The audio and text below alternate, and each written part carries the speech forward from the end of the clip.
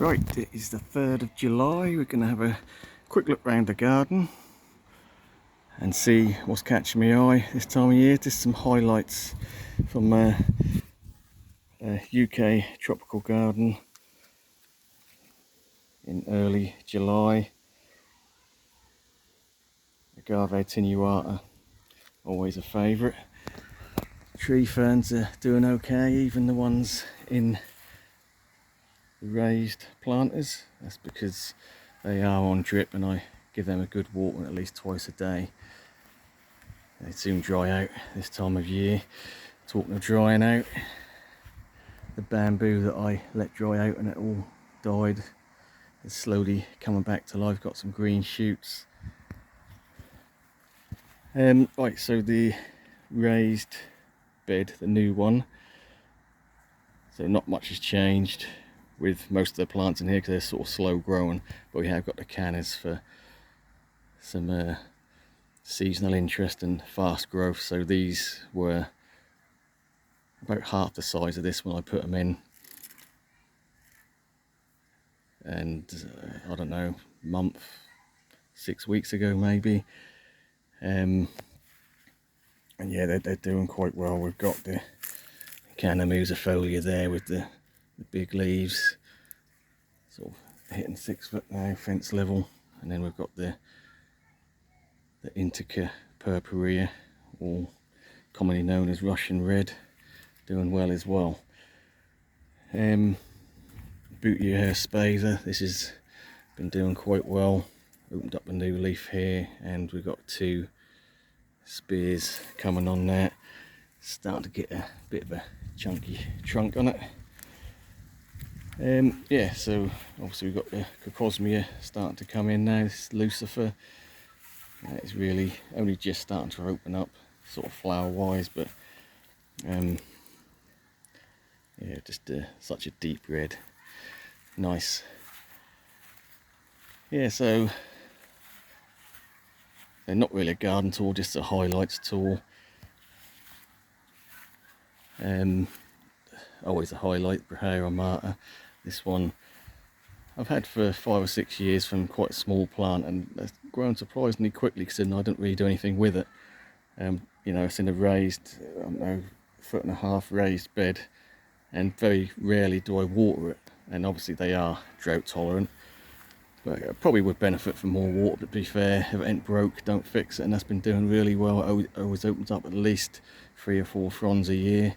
Starting to get some good size on it. Yeah, we've got banana out now. This is the Musa Florida variegated banana.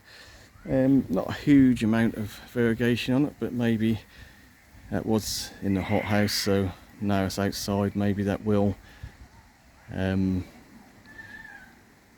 a bit more variegation on it, we'll see. Yeah, so the Arondo Danax, Spanish reed. The new canes on that are, let's do it in foot to keep everything simple, probably about 8 to 9 foot at the moment, and the old ones are probably closer to 12 foot. So there's a combination there of old growth from last year which I've left, and that always flushes out again, and then the newer growth which always looks so much cleaner and prettier. Right, we've got the flamethrower palm here. Bit of a mistake putting it here because when the wind blows, the fronds have been crashing against the frame here and sort of killed off the tips of the leaves. So that's something to mental note for next year. Don't do that. Spear coming, probably won't open till another month or so at least. So I did have someone ask me, how did the Phoenix Robellini or Pygmy date palm do over winter? And we're talking about the one that's in the ground. So yes, in the UK, planted in the ground. I think I did sort of cover it in another video, but we'll do it again. So this is a double Phoenix Robellini. quite chunky trunks, and don't get me wrong, that's not like a freshly bought one where the fronds are all stretched out. They're quite compact because they're outside, but yeah, went through winter no problem, both pushing out new fronds. Don't know if that's going to come out very well. I just realised my shadow was over it. Right, we've got my biggest cycad, Revoluta, sago palm, looking like it might flush again. We'll see. It did flush last year, and that one is in a pot that was out all year, just under cover in this area here. Took no winter damage whatsoever. So we've got the area here, which is wildlife pond, Trachycarpus, which is slowly recovering from a dig out and transplant a couple of years back. What we got? We've got cannas, we've got gingers coming up, we've got a bromeliad there, little camerops on the corner. We'll have a look at the Jack's Giant in a minute. I'm just going to pop in here. So we've got various plants around this area. This is quite a shady corner underneath the tree ferns here, so just a reminder that this 5-foot trunk tree fern was transplanted earlier in the season. That slowed it down a little bit. It's a little bit late to flush, but still really good flush. No real, I thought I might sort of throw out some smaller fronds, but not really. They're done just as good as the one next to it, which has been in place. Maybe a little bit smaller frond wise, but still doing well nevertheless. So we've got a lot of ferns at the back here underneath the tree ferns.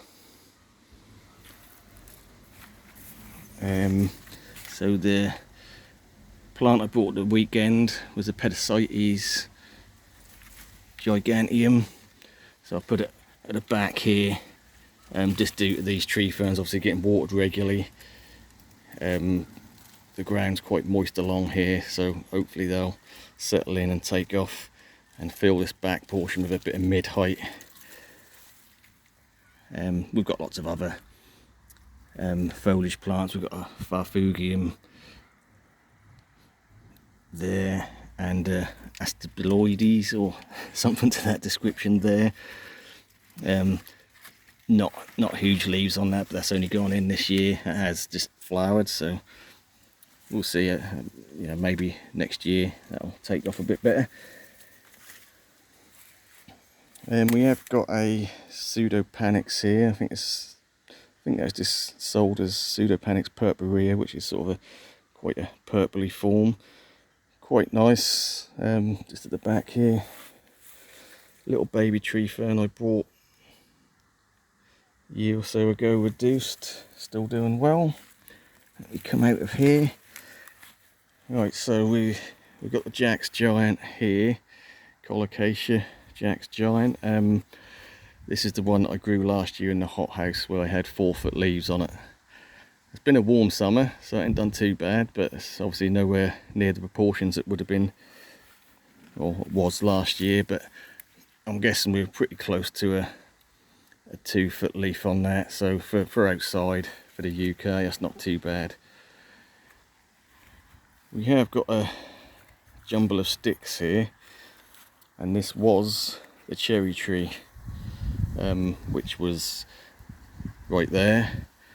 So before I went full on tropical, I did have some fruit trees in here, and I've still got the apples. I've got a couple of apple trees here, which are a little bit sparse. They're on dwarf rootstock, and I don't really want them to get too big, so I have been sort of clipping them back.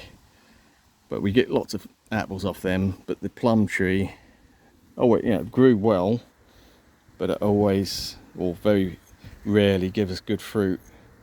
So it weren't working hard enough, so it had to come out. I've just replaced that with a B&M special Trachycarpus. This is not a monstrous one by any means. It's about 4.5 foot trunk. Fairly decent sort of leaves on top, you know, what you expect really, been trimmed up. But yeah, 150 quid for a Trachycarpus of 7 foot tall plus, not too bad. So that's just filled that gap just to give us a bit of extra, more interesting tropical look rather than the plum tree. Right, so obviously this border's in the shade now because it's afternoon, this gets the morning sun, but I do call this the shade border. Another viewer question, as it were, commented on my Edenidia Morellii, or Christmas palm, asked me how it's doing. This is how it's doing. It's outside in the centre bed. As you sort of approach the second half of the garden, this is the first thing you sort of see. Doing okay, doing all right. It's kicked out this frond this year, and it's got another spear coming, so it's growing. It's got a couple of dead leaf bases which aren't quite ready to come off yet, but we are starting to get a very small trunk with a first ring on it. And when this comes off, that should reveal a nice clean crown shaft. Yeah, so again, that's quite an easy one to overwinter for me. Don't get me wrong, it doesn't look anything special. There's a lot of spotting on the leaves, on some of the older leaves. But you know, we're in the UK, and that gets that overwinter in the grow tent indoors. It doesn't like it. That's just no special treatment with that. Just kept it sort of low 20s during the day and room temperature at night, which will drop down to 17 degrees, that sort of thing, and just barely watered. Right, so I think I did mention in another video also, we had this Trachycarpus wagnerianus which flowered for the first time this year. At the time, that's the first one to flower. I did have a couple of other Trachycarpus fortunae flower as well, but it turns out they're all female, obviously. This was the first flower done anyway, so that's sort of quite small. And there was another one the other side, so no seeds on that. Bootia aerospaitha, that's been doing quite well. You see which ones it's opened up this frond this year, and we've got a couple of spears behind it. This sort of heat over the last couple of weeks has really helped, but heat is no good alone. You need water, and we really haven't had the rain. We did have a drop of rain yesterday, supposed to rain all day. It didn't. We had a bit of drizzle in the afternoon, so not really enough to do anything substantial, but things are growing. The bananas will always show the lack of rain the most, but again, they are still growing. We've got a Musa sycamensis there, and that actually died down to the ground, and that's come back now already, sort of 4 foot tall to the tips of the leaves, and really good markings on that. To be fair, a couple of Musa bajus died down to the ground as well, and they're a similar height, so they're sort of similar growth rates in my conditions. Again, if that is better watered, then maybe they'd grow quicker, but nevertheless they're growing. We can see the passion flowers at the back there, they're all doing their thing. They've been flowering for the last month or so, looking quite nice. A couple of the other bananas out. This is the Burmese blue. Again, could do with a good water. We can see the leaves are folded right over, so need to get watering on that late. There's no point watering this time of day. I just evaporate too quick. I'll do it in the evening.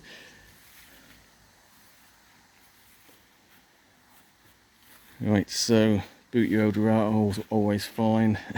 Getting swallowed a little bit by the passion vine again, and to an extent the grapevine,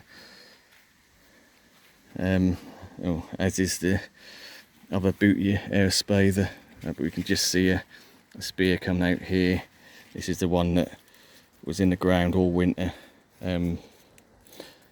Yeah, didn't do too bad, didn't take very little damage. Not that we can see the fronds very well now.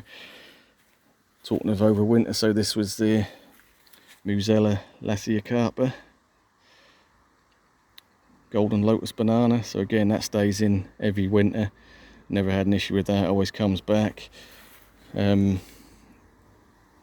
Decent size, still don't think it's going to flower this year. It might be a couple of years off that, but we have got lots of pups around it as well, all doing well. They all survived winter. Got a little black magic there, not growing the quickest, again needs more water.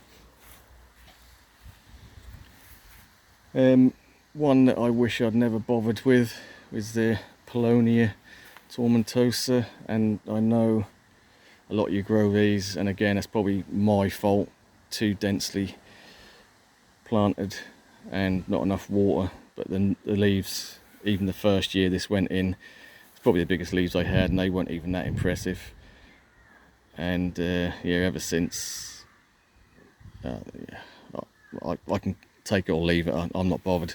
I might well just let that actually just grow. I did coppice it down to about 2 foot, but this year I'm just going to let it go, because that gives you some instant height. I mean, they grow quick. That gave me some height, and also that does flower when it gets a bit bigger, so that might be the plan for that one. I haven't really done any close-ups of the centre bed. I mean, nothing's much going on. Obviously we've got the Sable river sides here. I guess a little bit of winter damage on some of the tips, but still growing, still pushing, and we've got a tiny little spear coming there. I was really going to just do the highlights rather than do every plant, so let's speed things up. I wasn't going to be here all day. Always a highlight for me, the Sparked on Burgundy Eucomus. Yeah, not seen any flower spikes yet, but obviously that is going to give you the nice mini pineapple lily flowers on that, which do get quite big. I think that is one of the biggest types you can grow, and the colour alone is just worth it for the foliage. Right, so we've got all the Colocasia esculenta coming up, as they have done for the last 4 or 5 years, left in the ground, no problem. Highlights, let's do some lowlights. Hostas eaten to shreds.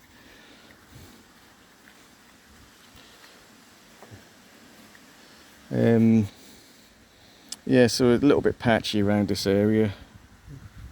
Could do more bedding really, and even though we've had a really sunny, warm spring and early summer, just due to the fact of the lack of rain, things haven't really took off as fast as I was expecting them to in these sort of conditions. But I put a few little bits and pieces in. So again, stuff I bought last weekend, some, you know, Concoleus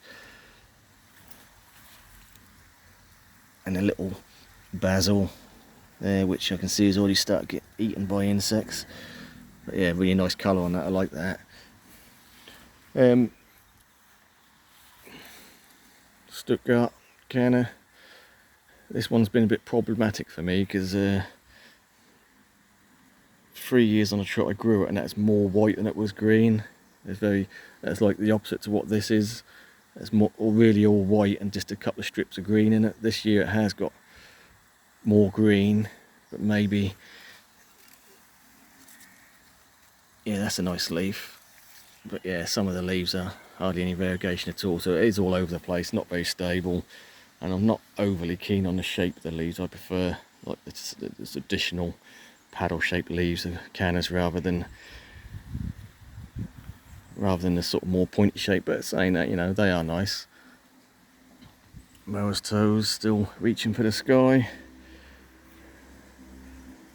Tetra panic's been a little bit slow, but it's taken off. It's sort of the first full year it's been in the ground, so I'm not complaining. The leaves aren't particularly massive, but again, lack of water.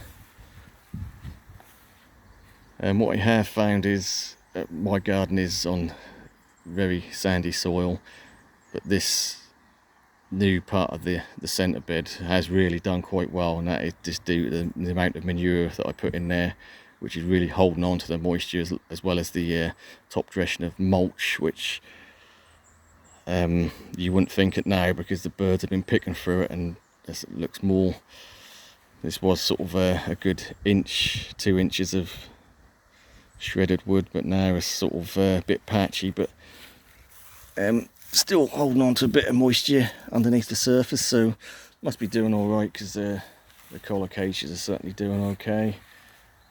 Pink Chinas not doing too bad really. I always get this, the nearly called it an allium then, Amaranthus seems to pop up always. I won't say the wrong place, but I wouldn't have chose to put it there, but it's come up there, so that can stay. Yeah, that's shot up. Very pretty, but they do self-seed everywhere. But again, you pluck them out if you don't want them. The other Brahayama, this is the newer one. So this went in the ground, I don't know, end of March, early April. Since it's been in, I had 3 spears. One's fully opened, this one's half semi-opened, and we've got another couple coming up there, so that's settled in well. It's always a bit of a, I don't know what's the word, a bit nerve-wracking when you put a palm so sensitive into the ground from a big box. With the root disturbance, you can set them back, but that seems to have yeah, really took off quite well. More pink chinas. That's the clump that's getting fed from the pond, doing really well. Got some other collocaceae over here as well. I think we've got coal miner, redemption, and the white lava, which are doing okay. I do find with the white lava, they do tend to send out a lot of deformed leaves, or leaves that don't really open properly, but still pretty when they do. And the redemption is, I don't know, slow outside. Oh yeah, the palm grass, so Soteria palmifolia. So again, this is left in all winter.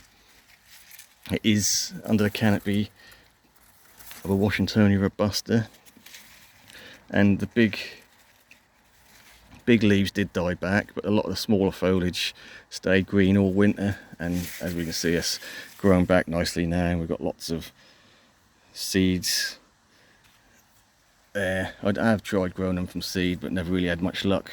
I'm sure they will self-seed anyway, but yeah, that's quite a nice palm, not palm, but nice grass to give you a palm-like effect.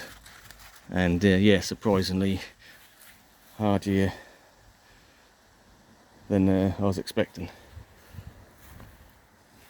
Right, what else? So the Phoenix canariensis, I don't really keep an eye on the fronds that's putting out, but it's obviously pushing out fronds, but I think it's probably slowed down a little bit this year because that's flowering. So, and I only just noticed this the other day, it's flowering, not that it's flowering, because I noticed that early in the season, but it's got another flower the other side as well, which I only just noticed the other day. But yeah, that's really got to a point now where I think it's got as wide as it's going to get, and it's hard to show on camera. And I put my hand on one of these petiole bases. I mean, that really is nearly, well, it's over 3 foot wide at least. But yeah, I just noticed the other day that has got a flower spike this side as well. We can see it through the foliage. One I haven't mentioned this year, I don't think yet, the Camadoria microspadix, which is right at the back here. I hope it's going to come out, it's quite shady, but yeah, that's survived the last 2 winters with just the natural protection of the Phoenix canariensis. No damage really on that, just the odd sort of brown spot on the leaves, and yeah, it's starting to cluster at the bottom a little bit, so that's good. Right, so what I call my shady corner, which is at the moment is about as much sun as it gets. So this is a special time in the afternoon between around about 2:30 to 3:30 to 4. It does get the sun for a little while, but apart from that it's pretty much in the shade, because the sun happens to come between the 2 big cord lines, and that just hits it in the right place for that. But what we have got, I mean, other than the standard year-round plantings, we've got some alocasias, and we've got the macrorrhiza here, which is a sort of standard big green type. We've got the Regal Shield, and this is the one I brought from B&M maybe a month or so ago. It's a nice dark underside to them, and really sort of a iridescent sort of sheen to the leaf, quite nice. And then we've got the Zebrina there as well, just in pots placed, you know, spread out in between the other plants where there's slight gaps, just to give it a bit more tropical appearance and that extra foliage for the summer season. Yeah, the Camadoria here, which is the hardy parlour palm, has been flowering. We've got a flower spike there, we've got another one down here, and we've got another one here, which are all coming from different plants, because there is about 7 planted in there. Don't know if I'll get any seeds, they all look very similar. So I don't know if there's been any sort of cross pollination there or not, but I guess we'll see. Staghorn sumac, which I brought last year, it's doing okay. Sort of in that area. Got that quite cheap, I think that's about 40 quid, but it is quite tall. And I also got a eucalyptus, which was only a tenner for about a 15-foot plant. So that's setting in quite nicely. Let's point the camera where I'm pointing, shall we? So we can see what's going on. And that's my original eucalyptus up there, which is probably about 25 foot now, which does give a good contrast. I'm not worried about planting big trees right at the sort of back end of the garden, because the back end of the garden is absolutely covered in big trees anyway, which is good shelter, and that doesn't block any light out until late evening. So I'm quite happy to have these trees here. So yeah, it just gives a good contrast, the eucalyptus sort of silvery to the standard sort of trees in the back there. The Acer is really done well this year. It's really lush, and there's lots of seeds on that, so I expect them to be popping up everywhere. We're starting to get a flush on the big leaf rhododendron. Very, very late this year, again due to dryness. The black tree fern, Cyathea medullaris, got a new crozier unfurling there, so it has opened up 2 since it's been outside, and it's lost 2 from being outside from the wind snapping them. But the ones that have opened up outside obviously a lot stronger, so yeah, that'll add to that. Let's get the back here because I want to have a look at this. So obviously we are directly underneath the big cord lines now, which do drop a few leaves when it's windy, so there are going to be some leaves scattered about. But this is beginning to be my favourite fats here, because it is a spider's web, which is a type of variegation, but I'm going to call this a variegated spider's web because all the tips from the last 2 years flushed have got nice variegation on them. So even though you've got the variegation of the spider web itself, you've got pure white bits on there as well. So let me know if you've got a spider web that's doing this, because my other one certainly isn't. But that's looking really, really pretty. I'm liking that. Yeah, so the big leaf rhododendron, yeah, that's starting to go. So this piece at the top here, the new growth, is really starting to put on some growth. So this was only maybe about 1 inch a week or so ago, and now it is 3.5 inches.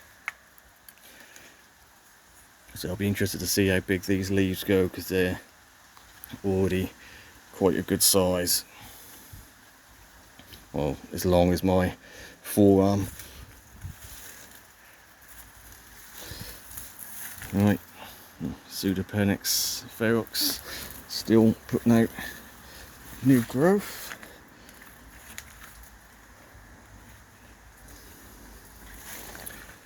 Yeah, so at the front here we've just got the Mahonia soft caress, looking good, always does. The queen palms, let's finish up on them. So we've got a standard queen palm here, which again, this was outside all winter. We did get some brown tips, but in general the leaves look pretty good. And that is got a new frond opening there. The bigger queen palm, which I'm going to say is, well, that's about just over 6 foot, that fence. So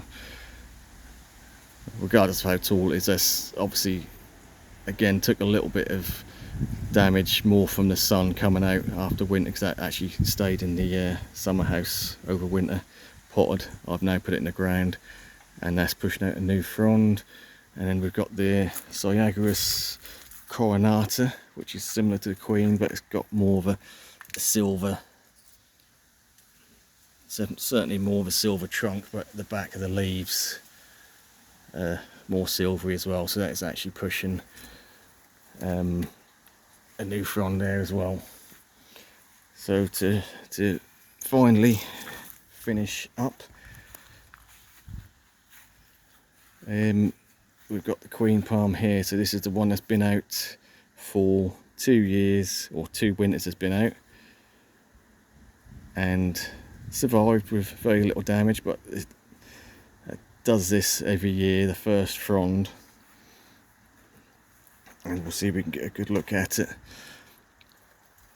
First glance is pushing out really standard, but then we've obviously got a little bit of damage further down. So I did have this last year with this frond, where we've got some damage on it, but then the frond after is fine.